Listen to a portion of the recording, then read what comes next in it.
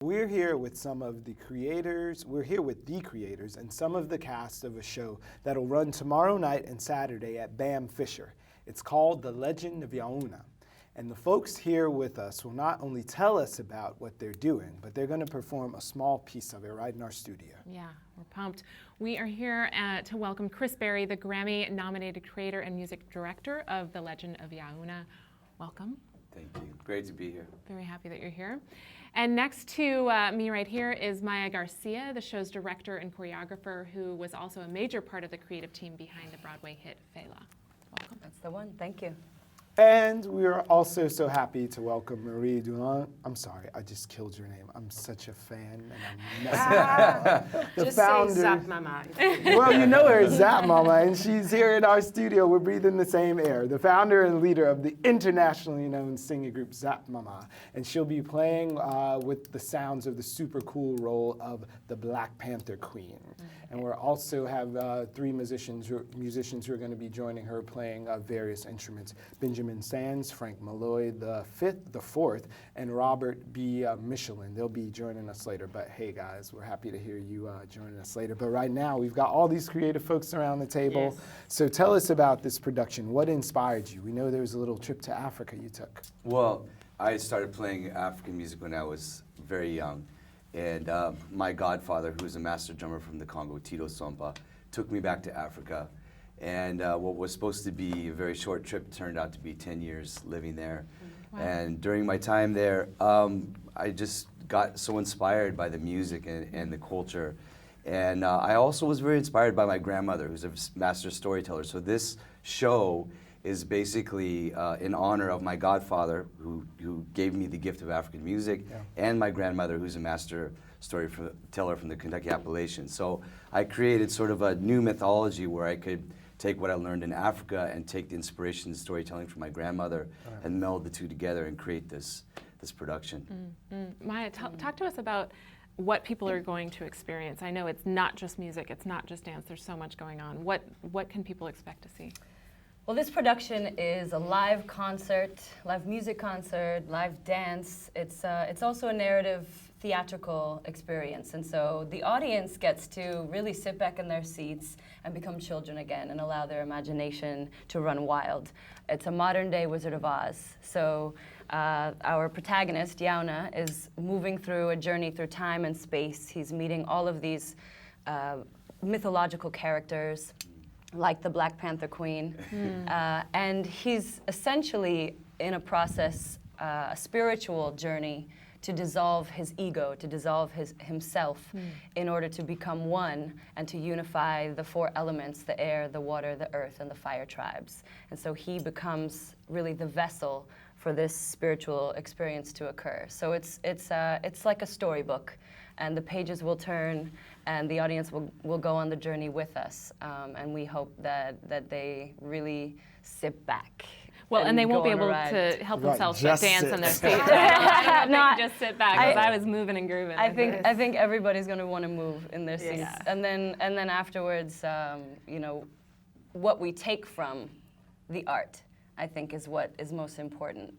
I think art should be a transformative experience, and this one certainly is. So we want to just open the gateway, let people actually resonate with the work and see what opens up in their own hearts. So speaking of this journey that we're all going to go on at the production, to the Black Panther Queen, internationally acclaimed. We've bought your records, we've seen you on tour, but we've never seen you in a big stage production. Tell us about how you arrived here. I arrived here because I've been invited, as I knew the producer that I met in California, and he mentioned about, he first showed me a video that he made in Zimbabwe, filming, and I was so touched that finally we talk about the African East culture, because it's always West African and Central and South Africa. I say finally East Africa, and as I'm born in Congo East, I'm really close to the Eastern, and my grandfather was a mbira player. Then I have a connection directly with the mbira. That as soon as he played, I was like in, and I said, this is a journey that I need to be part. I am translator from the African culture to the Western culture about story, emotions, and a continuity. As I made an album called Ancestry in Progress, that the progress need to go. And when I received the scripts, and I know that Maya was there, and I said, ooh. There's going to be some movement. Ooh la la. That's a plus.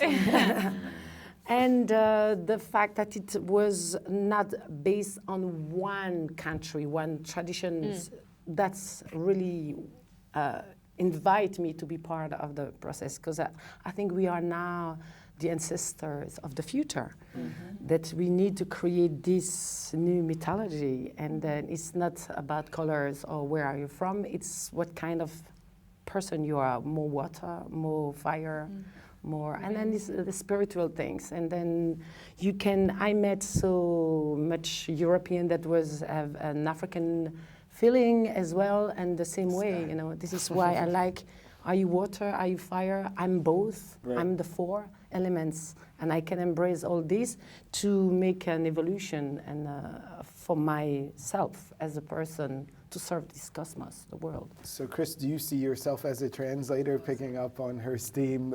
Do you blend these traditions of your grandmother and these African drums? I could have not said it better. I mean, absolutely, I feel in the same, same position as being from in a culture that is a melting pot, and trying to take the magic of this culture that I was so steeped in and try to translate it into an interactive experience, a synthesis experience for my own culture. Brooklyn, this is where I live, so to bring it back to my own home is, I feel, like I say, I can't say it much better than Marie did, but that's exactly right. And this is, Marie also mentioned, we've created basically a new mythology. When we think of mythology, we think of ancient, but she said ancestry in progress, and this is a new mythology that includes all peoples of the whole world. And the music that you're about to hear are new compositions for me. I didn't want to just take one singular composition from a single culture. I wanted to create a synthesis, because we are the ancestors of the future. And we want to provide some inspiration for what are we going to become. So many ideas are being shared around the world right now so fast. And this is such an exciting time. So we are part of this new world, this new future. And that's where really what you're going to get when you come to Yauna. You're going to feel the old, but you're also going to get this sense of looking forward. Yes. For the musicians who are going to come to the show and they're going to see some of these incredible instruments on the stage, what are 1 or 2 of them that you feel like you must talk about and just tell a little bit about what they're seeing up there? The one that Marie mentioned that is one of the focal points of the show is the mbira, which is the thumb piano, and the Zimbabwean people have developed it to a very high degree. Oliver Mutukudzi, Thomas Mafumo, Likembe. It's also called Likembe from the Congo. There's many different names for it, but it's the thumb piano. It's a play with you. You're going to hear it in a second here, but that is really sort of, instead of guitar, I grew up with the mbira so I write my music from an mbira standpoint instead of a guitar standpoint. So it's my composition instrument, And that's one of the instruments they'll see. They'll see drums and other sounds from all around the world. Cartoon and Fire has one too. What his name? William White, Morris White, composed everything with in the 70s. Okay, I know these guys are going to get ready for their performance, so I'm going to talk to you for just a second and ask, we've got this music and the instruments, but you bring in all this visual excitement in the dance, because you could sit there and, heaven forbid, you can't hear anything. You'll still be entertained by what you're seeing absolutely. on stage. Everyone on stage is a dynamic performer. Everyone on stage is a storyteller. And so what's going on in this work is also, in the age of Twitter and fast-paced entertainment, sitting down to listen to a story and actually see it come to life is the point. To really listen and tap in. So what's happening is we have an international cast of phenomenal dancers, classically trained dancers from the African diaspora, dancers who bring a Native American sensibility, dancers who bring a Japanese or Asian sensibility. How many in the cast? How many dancers? There are 13. Okay.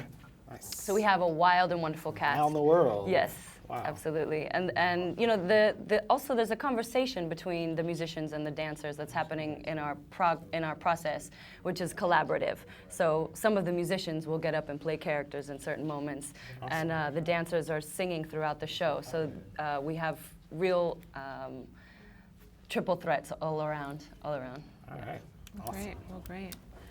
Well, I think they're almost ready for their performance, but we want to let you know that you can buy tickets to the Legend of Yauna at bam.org. Again, it's tomorrow night, Friday night, and Saturday night, and tickets are $35.